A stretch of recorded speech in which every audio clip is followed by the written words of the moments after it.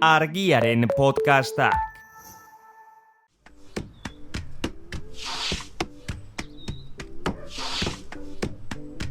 Egon Harria, lurrari entzuten dion saioa.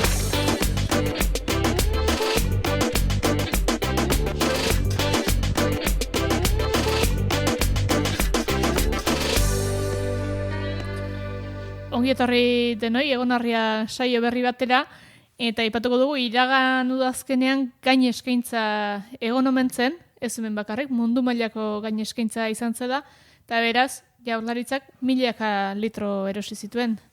Zer, gaurko hizketagaia arlogintza izango dugu, arloaz. Ari gara, eta ustekabean bezala bilakaera handia izan duen produktu bada azken hamarkadetan. Beste labore batzuekin lehenago ikusten dugu agian, honek ere badu monolaborantzatik, hemen ere badaude ekoizpen eredu. Guk ez dugu kontrajarriak esango, guk desberdinak esango dugu, gero horretan ere sakonduko dugu, baina tira, izen handiko produktu honetaz hitz egingo dugu, eta honen bueltako bizitza eztabaidagai izango dugu Esti Besarekin. Ongi etorri Esti. Eskerrik asko. Tira, aipatuko dugu gonbidatu bezala Kandido Besa upategitik zatu zela, agroekologikoan egiten duzuela lan Arabar Errioxan Eskuernagan, okerraz banago, ezta? Bai, hala da. Eta, bueno, arlogintza zer esana izango duzulakoan ekarri zaitugu, hala ere, aipatu dugun bezala, eta agian elkarrezketa hortik hasiko dugu, iragan udazkenean gain eskaintza egon omen zen. Hori nola posible edo, zer gertatu da gain eskaintzarekin? Bueno, gertatu dena da, hor arazo batzuk lotzen dira, ez? Alde batetik ez da hainbeste konsumitzen, jaitsi eginda kontsumoa orokorrean munduan. Orduan arazoa denontza da, upategia handia, txikiak eta denontzat, bai? Batzuk esatute pandemia, beste bat eta Ukrainiako gerra, baina bueno, guk uste dugu beste arazo, aldez aurretiko beste arazoak ere batzen dira horrekin, eta ez dela hori, ez dela bakarrik kontsumoa jaitsi dela. A ber, nola saldu. Gure jatorri zendapenean, modelo desberdina daude zuk esan duzun bezala. Eta gure jatorri zendapenak beti eman dio garrantzia handia kantitateari. Eta justo guk primatzen duguna da, guk esan nahi dut Arabako Errioxako orokorrean upategi familiarrak edo bai, txikienak hor gaudenak, ez? Kalitatea da primatzen duguna. Orduan ez dugu horren beste hartzen. Baina, ez dakit, denontzat izan da, jetxiera hori denontzat izan da. Orduan, hor sobran zegoen ardoa, sobran zegoen mahatsa eta ardoa, pilatuta zegoen ardoa upategietan. Eta usta berrian ere, kopuru bera hartu behar genuen. Orduan hor, nola atera gero hori, erin behar duzu ardo edo mahatxorrekin. Bueno, esan behar dut, guk ez genuela arazo hori euki, Ez dugu gehiegi hartzen, kontrolatzen dugu gutxi gora, eta ez dugu arazo hori izan. Baina hori arazo orokorra izan da. Orduan, Euskal Gobernutik proposatu zen sobrantzegon ardoa destilatu behartzela. Bueno, nahi duenak, noski. Eta gero, Espainiatik etorri ziren ere beste diru laguntzak ere, mahatx bilketa, baino lehenago uztailan, mahatx berdea lurrera botatzeko. Eta hortan ere, diru laguntza batzuk. Oso komplikatua izan da, arazo asko izan dira, burokrazia handia, eta oraindik adibidez destilazioarena bai kobratu da, baina bestea ez, edo ez dakit alrebez den. Bai, agian momentuko irtenbide bezala. Hori da, baina momentuko irtenbide bat da. Arazoa aurten gauza bera. Zer nahi dut, iaz kontseiluak jaitsi zuen rendimendua 110 edo hola. Hortan ere, Euskal Gobernuak diru laguntza bat eman zuen, oraindik kobratu ez duguna ere ez. baina petatxoak dira hori, horiek, zerbait hori, orokorragoa egin behar da, edo heldu behar zaio arazoari, eta zer egin behar dugun. Hor, ez dakit gertatu dena izan da, azken urteetan, kontseiluak utzi duela mahasti berriak landatu behar ez ziren lekuetan gainera. Bueno, esan nahi dut, lurrak ez ziren bereziki onak horretarako, eta orduan, lehen igual gehiago saltzen zen, baina superproduzioa dago, eta dano saku berean sartzen gaituzte gainera. Destilatu esaten duzunean, zertarako zehazke edo destilatzen zer gertatzen da ardoarekin?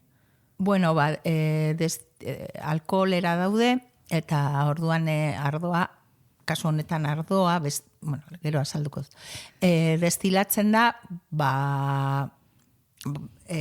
nola da,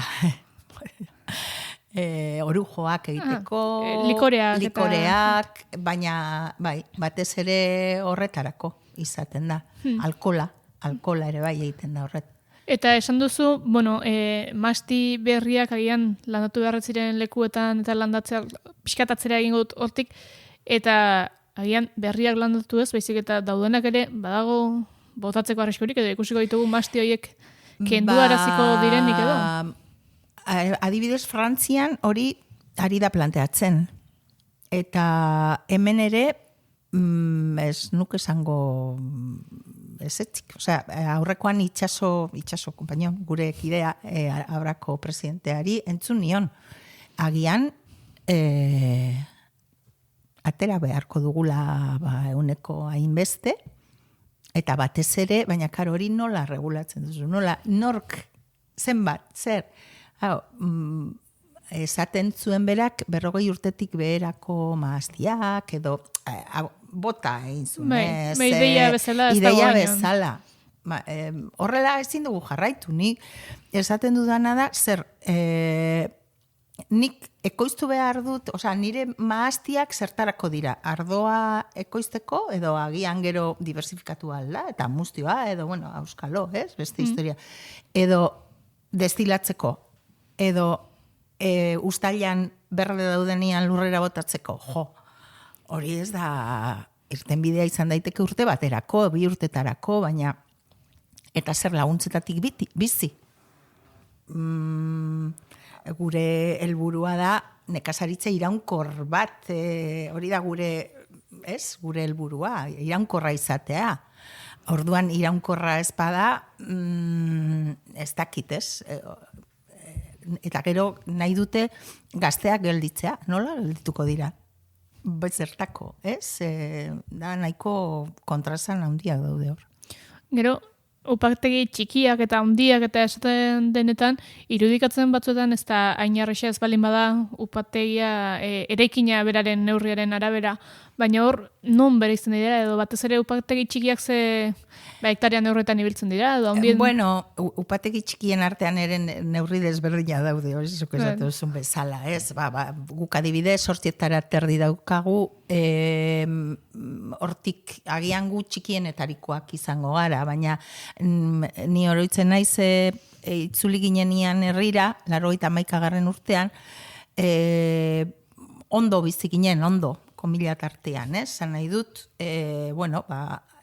aita eta ama, familia bat, eta gurea beste familia bat, bi familia, ematen zuen ondo bizi alizateko lan handia eginez, baina tira, ez? Baina gaur egun asko kostata. Eta hortik, bastu daukate, 10, 12, 13, 16, ez dakit, gero zenbat zareten familian, hori ere bada, ez, baina esan nahi dut, hor dago, txikitasuna hor dago. Azkenean, da familiko, baserriak bezala, ez? Kanpoko jendia, bai, kontratatu behar duzu, matxabiltzeko edo dendenerako, baina autonomoak edo garenok, ez? Horiek dira, eta hor, orain dela hori, gu joan ginenean 700 piku upategi zeuden, Arabako Errioxan. Gaur egun 200 ez dakit iristen garen. Horrek zesan nahi du, modelo hori desagertu behar dela, eta ze modelokin gelditzen gara. Iritsi diren parakaidistak, bertakoak ez direnak, bertan bizi ez direnak, baina lurrak erosten ari dira, mahatsa erosten ari dira, eta kapitala beraie daukate. Bai, hori aipatu nahi nizun, ze aipatu dituzunak familiak eta oso eredu txikiko eragileak aipatzen ari ginen, baina arlogintza bada mundu mailan behintzat interes handiko produktu bezala ikusia dena, eta hor ulertzekoa da mundu mailako inbertsoriak ere hasiko zirela. Bai, hori da, baina esaten duanean upategi txikiak, Arabako Errioxako nortasuna hori izan da orain arte. Mendetan, esan nahi dut, esaten, oindala gutxi irakurri nuen, 16tik 19 Arabako Errioxa bezala existitzen zela. Ez politikoki, baina bai. Eta hori ez da bakarrik jateko egiten dugun gauza bat. Da, gure bizimodua da. Arrantzaleen mundua bezala, ez? Jateko, esan nahi du dirua ateratzeko egiten duzu lan, baina ez da hori bakarrik. Modu batera egiten duzu baita ere. Hori da, horren atzean dago, gure kultura, gure dena, orduan gu desagertzen bagara, galduko litzake Arabako Errioxako, ez dakit, nortasuna. Ze bilakaera uste duzu eman duela arlogintzak azkeneko hamarkadetan, ez? Esan dugu ekoizle txikiak edo 700 eta gora zirela zuek hasi zinetenean, gaur egun 200-300 artean dabiltzala, eredua ere, joera bat jarraitzen ari dela, ze eredu aldaketa eman dela ikusten duzu, eta ez dakit nola baloratu dezakezun hori edo? Begira, 70. hamarkadan edo izan zen ardoaren buma, ez? Izan zen gainera mekanizazioa, insumo ez dakit, abono inorganikoak, fitosanitario sistemikoak, horiek denak laguntzen zuen kantitatea lan gutxiago eginda, pentsa, lehen saldiak, emandoak, erabiltzen zen, kriston lana zegoen, ez?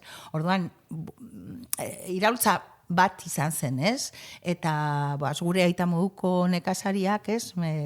Mazti gintzan egiten zirenak, zer da hau, ez? Produzitu oso errez, eta orduan gainera, hasi zen, bertako maztizainek hasi ziren ardoa saltzen. Ze ordura arte ez zuten beraiek saltzen zuten dena batera, alondida gara edo graneldian. Orduan hasi ziren komerzializatzen. Orduan, ni oroitzen naiz, gu orduan Artxaletan bizi ginen, eta aita kooperatibetan lanian, hasi zen bere kabuz saltzen, hasi eran garrafoia, gero botila, gero ez dakizer, eta Orduan, jentea konturatu zen, ardoa zela, baina, ez gu bakarrik ez ginen konturatu ziren ere, beste batzuk dirua daukatenak, eta orduan, 2000 urtean, hasi ziren mahatsa erosten, oso presionean, orduan jente asko esan zuen, nik ez dut ardoa egingo, mahatsa salduko dut, eta kitxo, ez? Hor alde batetik. Eta gero hasi ziren lurrak erosten, eta lurrak hori, ez dakit, larriagoa da, nire ustez, ez? Gure txian edo herrian ez dugu lurra, ez da saltzen, lurra da, ez dakit, ez? Gure patrimonioa, gurea, ez? Eta baina, klaro, atzean inor ez daukatenak, edo ematen badiete, 1.000 euro etareako, ostras. Errexagoa dela kanpotik esatea etzen duke saldo beharko, eta baina gero horregon behar duena beste bada. Hori da, eta hori egiten ari dira, orduan bada horregaitik ari dira desagertzen, eta baina hori nik, eta horregaitik ez dago, bueno, eta ez dago segidarik, ez dago jarraipenik, baina beste alde batetik ere, karo, upategi handi hoien kontra guk ezin dugu konpetitu. Orduan, horregaitik, orain dela ja urte batzuk, hainbat upategi txikik pentsatu genuen, guk geuk atera behar genuela gure jatorri zendapen propioa, eta guk geuk kudeatu behar genuela gurea, eta gure bereiztasun propioak munduari erakutsi, eta gure ardoak saldu, egiten ari diren ardoak oso kalitate honekoak dira. Aurten esaten zuen olako friki bat ardoaren ez nahi zoroitzen nola duen izena. Ardorik onenak egiten diren lekuan, krisi handienak dutena direla. Ekoiz arloa saltzeko orduan? Bai. Zergatik? Oso zaila dalako saltzia, eta horiek prezio aldetik, lotuta gaude. Gainera zuen sormarka propioa itearekin edo jatorri izendapenarekin eta nahiko asaltxea harratu zenuten, eta puntu batean ere alde horretatik agian, eta nik uste lotura duela, baina bada mundu mailan Errioxar arloa famarik onena duen arlo bezala izendatu dezakegu edo ez, eta nola ulertu daiteken hortik pixka bat bereizi nahia edo... Begira, hori da kontu bada, ez da egia. Errioxako ardoa da munduan merkeen saltzen dena. Bai, ospetsua izango da eta ezagutuko dute. Baina oso merkea da, oso merke saltzen da. Kontua ez da gainera, bai, ospea du eta jende askok ez du atera nahi horregaitik, ez gero nola salduko dut eta ez dakiz zer. Baina hor da, arazoak dira kontseiluarekin. Sormarka hau sortu zen aurreko mendearen hasieran. Osea, 125 urte ditu edo 120 urte ditu. Baina asko aldatu da. Hor gaudenen artean, nekazari edo ardogile txikiek, denon artean, ez Arabako Errioxakoak, daukagu gara 105 edo, esan nahi dut. Hor, boterea upategia handiek dute. Orduan, gu ez gara babestuak sentitzen, guri trabak besterik ez dizkigute jartzen, bai papeleon aldetik, bai diruen aldetik, bai inspekzioen aldetik, bai dana da, trabak dira. Eta gero, Arabako Errioxako berezitasun hori edo submarka hori aurreko mendean ere 80. hamarkadan ere eskatzen ari zen, eta orduan instituzioek babesten zuten, bai diputazioak eta bai Euskal Gobernuak. Babesten zuten, eta orduan ja Errioxakoak, ematen dit, ez dakiz esatia Errioxa, ze hori Logorroño zen, apurtu digute Errioxa izena ere bai, ez?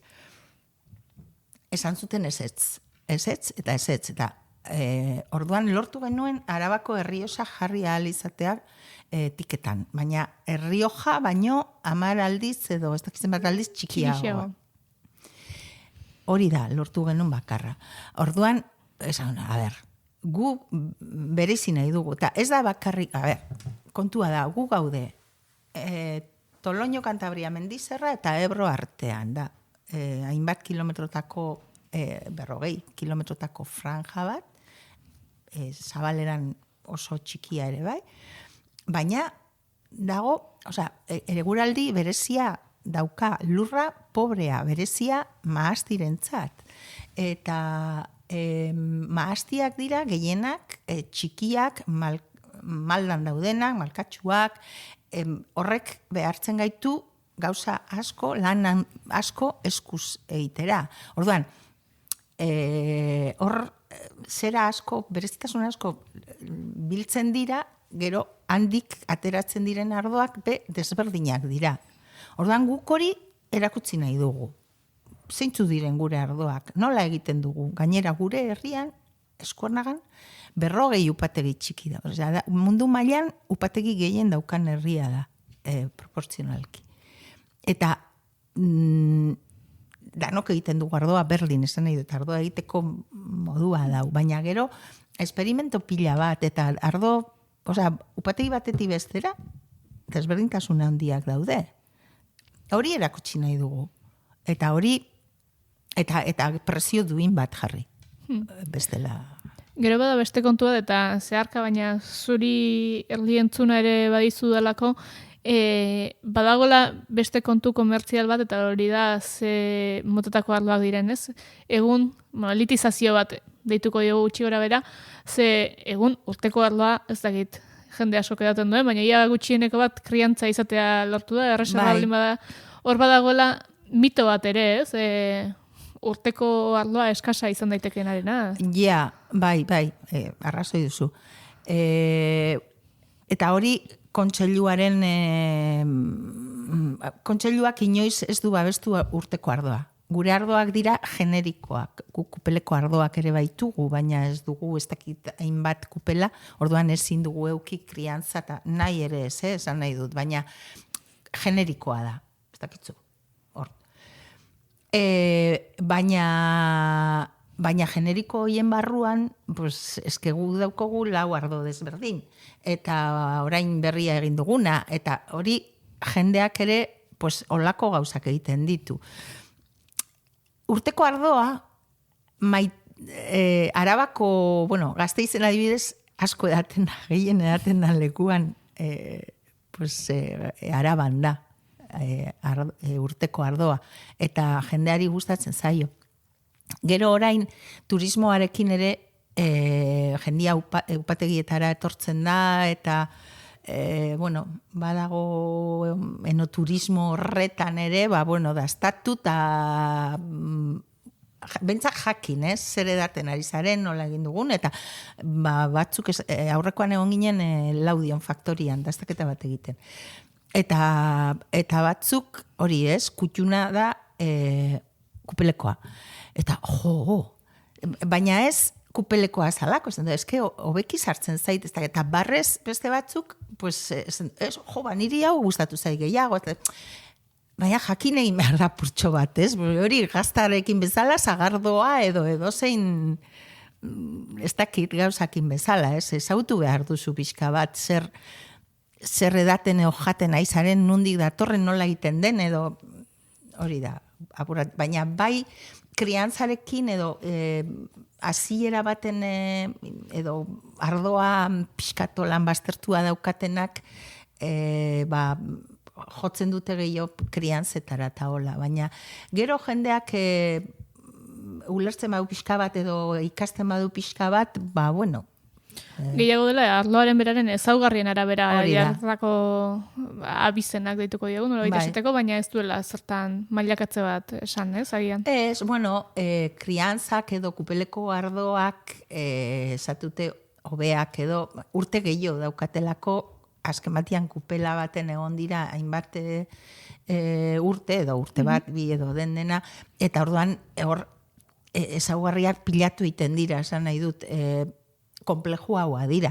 Beste aroma batzuk hartze dituzte, eta orduan, baina hortan batzuei ez zaie hori gustatzen nahiago dute, agian oso afrutatua eta erresartzen den ardo bat. Orduan, ez dakit.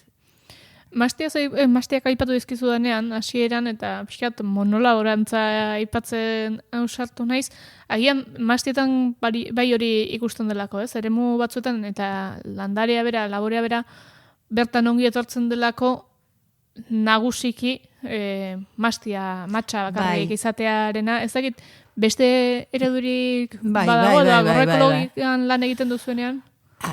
Mastia, ni txikian nintzenean, aspaldi, zegoen laboreak eta maastiak batez ere. Eta gero denok geneukan baratza. Eta gero denok geneuzkan frutalak. Eta denok geneuzkan olibondoak. Eta azkenean lur horrek ondo eman aldituen landareak, ez? Eta gero denok geneuzkan txerriak eta oioak, eta gehiago, bai, askoz ere diversifikazio handiagoa zegoen. Autogestionatu egiten ginen, ez dakit nola esan. Gero, boom hori gertatu zenean, agur olibondoak, agur frutalak, agur almendrondoak ere bai, eta orain berriz ari da berreskuratzen. Agroekologiatik agian pixka bat? Ez. Zer dalata? Ez dutelako bultzatzen, inondik, ere, zan nahi dut. Hortako beharra plan bat, hortara behartzen duena, eta eske gainera, eske ez dakiten nola ez diren konturatzen, gainean daukagunakin, zera eguraldi aldaketa, transizio ekologikoa, eta, haize historia horiek, eta plaka solarrak, eta eske irten bidea da ekologia, agroekologia, eske bestela, likatzeko lurri gabe gelditu behar dugu. Baina ez dute bultzatzen, gu sartu ginen ekologian, agroekologian, gure, ez dakit, konturatu ginenian, zer egiten ari gare. Hau ez. Eta gero, praktikoki arlo gintzen eta ari zaretenean, agroekologikoki lan egiteak, ze esan nahi du, ze lan dakartza berarekin, mastien zaintzen eta zer egiten duzue? Orain, asko hasieran sartu ginenian egiten genuena zen fitosanitario sistemiko edo pozointzuak botatzeari utzi, ez? Ez genuen botatzen. Baina bildurrez ez genek, bai, egin genituen ikastaro batzuk eta hola, ez? Baina, ez dakizu. Baina, urtetik urtera joan izan gara ikasten, eta ikasten jarraitzen dugu. Gaur egun egiten duguna da agrikultura regeneratiboa esaten dana, lurra regeneratu. Konturatu gara, lurrari eman behar zaiola, behar duena, gero landarea osasuntxu eta gogor egoteko, gu bezala, ez? Ondo baldima gaude, indartxu eta, bai, gaixotuko gara igual, baina ez dakit, zailagoa izango da. Landareak berdin, ez? Orduan, horregaitik, lurrari, abono organikoak, ongarria organikoak, hori ere egin dugu, bota dugu satxa, berdean ere bai, zera vegetalak, gero azido humikoak, mikroorganismoak, biofertilizanteak, dena landarea indartzeko sendatzeko baino gehiago, zerbait gaixotu ez da din, ez? Sendatu beharrean gaixotzeak egiteko pixka bat eta?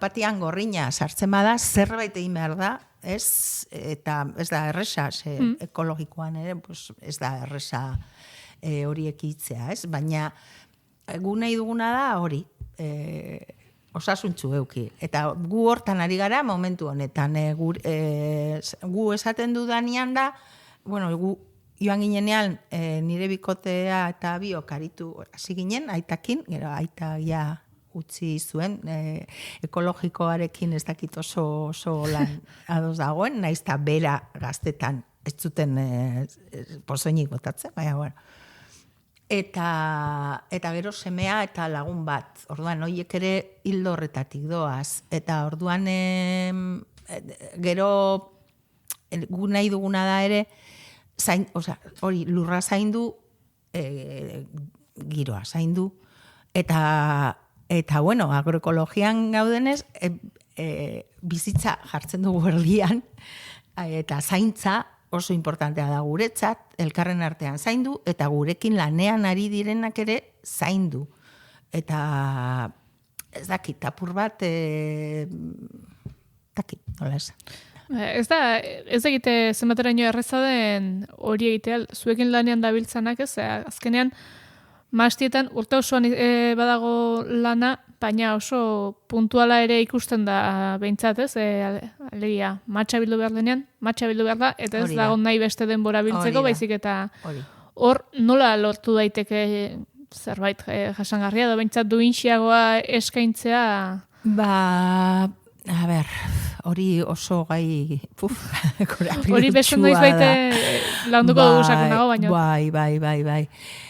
Gu hasieran gure artean lagunak, familia eta holan moldatzen ginen. Baina gero ja hortarako ere trabak jarri zituzten, ze jendia izan behar zen kontratatua, alde batetik ulertzen dut, ez?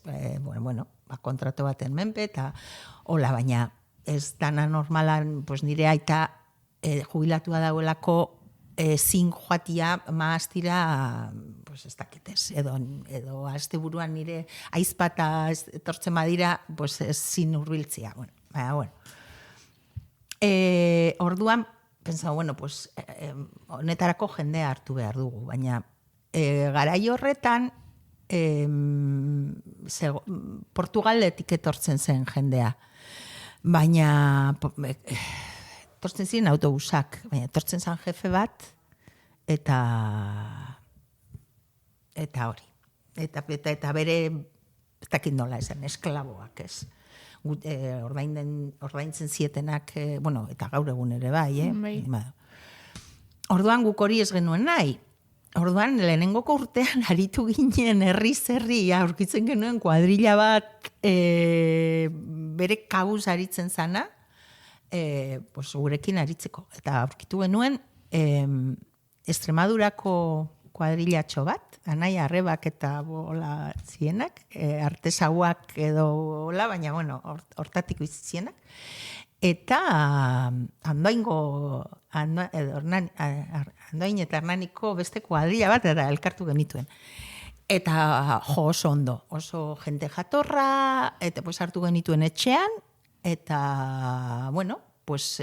gure zera izan da kontratu bat ondo ordaindu eta ondo egon behar dutela. Gainera, eske behar ditugu, orduan ze gutxiago, ez? Eta hortik aurrera, joan gara, hoiek etorri ez badira, etorri dira bere lagunak. Apur bat, gaur egun Nafarroatik eta Bizkaitik etortzen zaizkigu, baina eske etxekoak dira, ja. Oso, ez dakit. Eta gero, baldin badakigu lagun bat, langabezian gelditu dena, venga, etorri.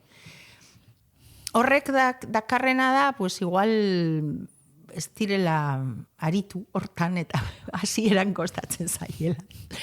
Baina, beste alde batetik lana egitea gustora eta parreska eta hori handia da. Osea, eta horregaitik gainera, hori lehen esan dizuet ardo berri bat egin dugula Amareuna, gure aitona zenaren maazti, 100 urteko maaztizar batetik atera eta matxak handik atera ditugu. Eta hori eskuz, kutxatan jasotzen dugu, eta gero danon artean aletu egiten dugu eskuz. Orduak ematen ditugu, baina danon lana da hori, da horregaitik Amarauna, Sarea eta horrela, ez? Eta, ez dakit, nik ez nuke aldatuko maaz bilketa garaia beste modu, bai etortzen dira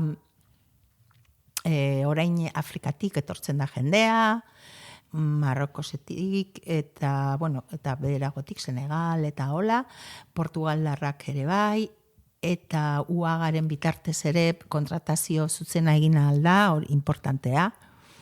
Baldintza... Hori da, baldintza ezberdinak, hori da. Baina, guagako horrek hori ez da iristen, batean da, Arabako herri osoa ari gara matxabiltzen, ez.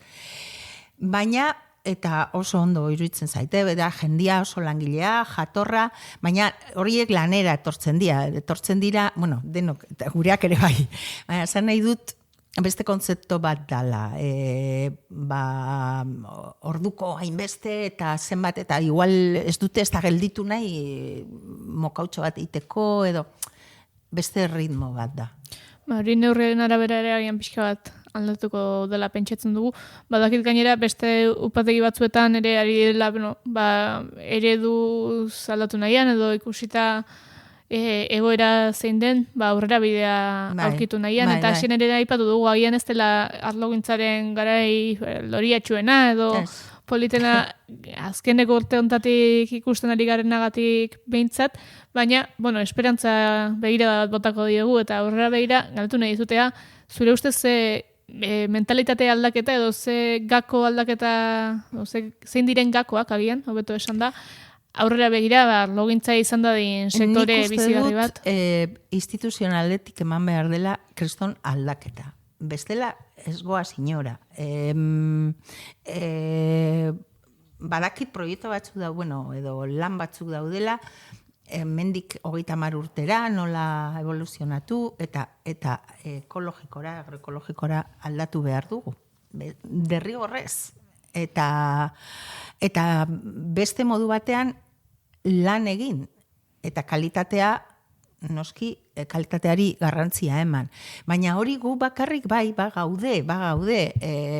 Arabako Errioxan zenbait upategi gaude gure modukoak eta hortan ari garenak, baina ez dakit eta kontzientziazio hori eman behar da.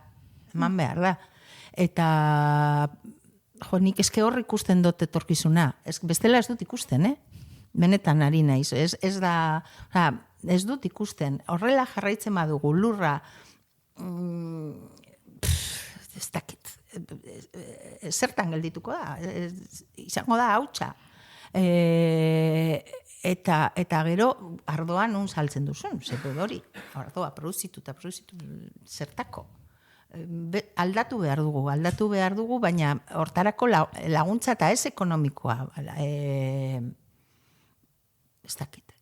Aldatzen ari garen, edo, nahi nuke, eguraldia dela eta jendia ari dela kontzientziatzen, eta eske hau gauza bera da dena doa lotuta. Elikatu behar dugu. Elikadura soberautza behar dugu. Eta horrela egiten ez badugu, pikutara goaz, benetan. Ni ez naiz oso eskorran, ez naiz izaten, baina... Pentsa dezakegu ez dela arloaren kontua, bakar beste labore eta elikagai morloarekin gertatzen dela berrega. Beraz, igaran estrukturalagoa dela eman beharreko erantzuna, eta horre izan daitekela erten bide bat. Hori da. Estrukturala da, eta orduan irtenbide estrukturala eman behar da, baina ez da ikusten. Ez dakit. Orain ere Frantzian ari dira, eta ez dakit zer, baina